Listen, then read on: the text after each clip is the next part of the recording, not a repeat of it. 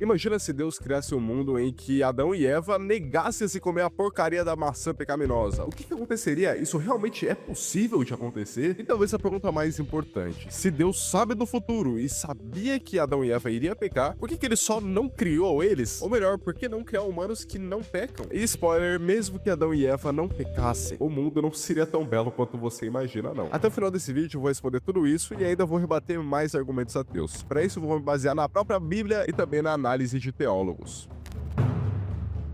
Tá, eu sei que a pergunta é o que aconteceria se os dois, Adão e Eva, não tivessem comido o fruto, mas a Bíblia dá a entender que o pecado verdadeiro foi só depois que Adão comeu. Adão aqui parece ser mais importante, por isso, nesse assunto, a gente não vai fugir para um mundo irreal. Na verdade, vamos ver o plano de Deus, pelo menos o plano que ele gostaria, que era que os humanos não escolhessem o pecado. Mas Deus deixa ainda mais claro o seu plano, a ideia era que o homem, ou seja, Adão, não pecasse. Portanto, até que quando Adão vai questionar Deus, qual foi Deus? Foi tu que me deu essa mulher cabeçuda que decidiu comer o fruto, a culpa não foi minha. Deus claramente diz que maldito é o mundo por sua causa. Então vamos pensar aqui, o que aconteceria se Adão, em vez de cair no conto da sereia, farmasse aura e negasse comer aquele fruto? Será que do mesmo jeito o mundo seria amaldiçoado pelo pecado, ou seria tipo metade metade, as mulheres seriam pecadoras e os homens seriam santos? Não esses santos, esses santos. Bom, é importante entender que não existe essa ideia de que, na real, esse era o plano original de Deus e ele teve que partir pro plano B. Cara, Deus sabe do futuro. Antes mesmo dele criar o ser humano, ele já sabia que todos eles iriam pecar. Adão e Eva, como Deus mesmo diz, são uma só carne, ou seja, eles são só um. Se um pecasse, obviamente o outro também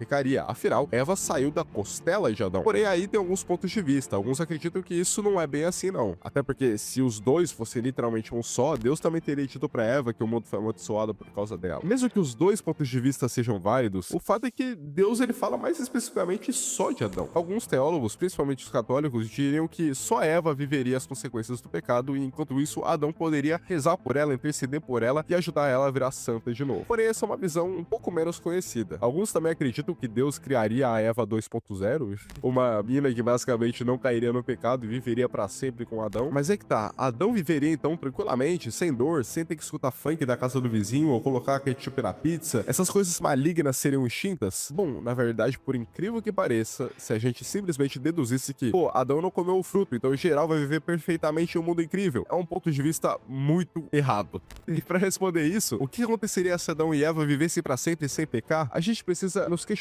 outra parada.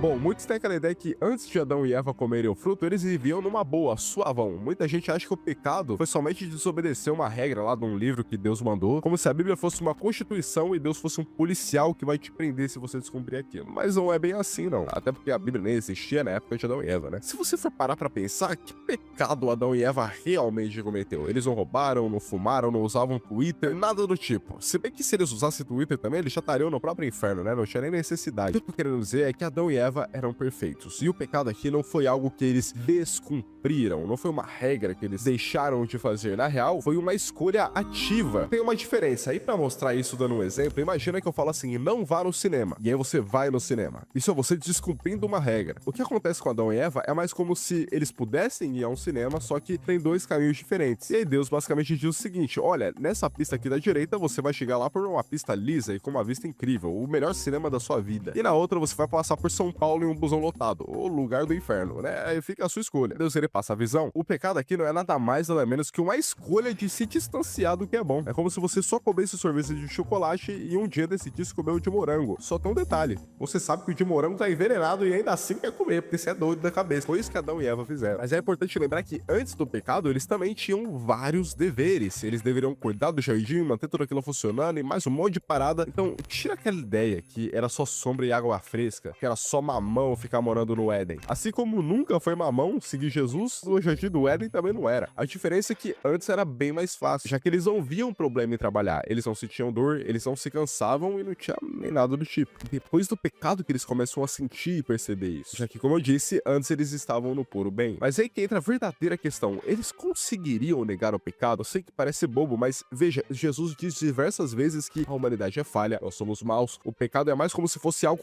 dentro de nós. Se for assim, então seria literalmente impossível Adão e Eva não pecarem. Mas é que tá, então Deus era mau? Se Deus cria Adão e Eva e já colocando dentro deles que eles vão ter vontade de conhecer o pecado e depois ainda culpá-los por pecarem, é quase como se você